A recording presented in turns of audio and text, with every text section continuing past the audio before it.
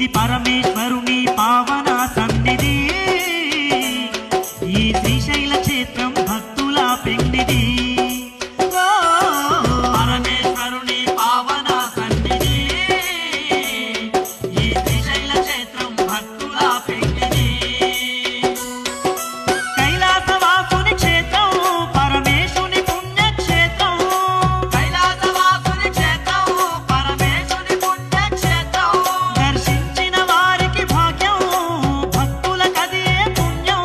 దర్శించిన వారికి భాగ్యం, భక్తుల కదియే పుణ్యం. ఇది శ్రీ మల్లికార్జుని సుందర సన్నిధి, కొలిచిన భక్తులకిల్లా ఇది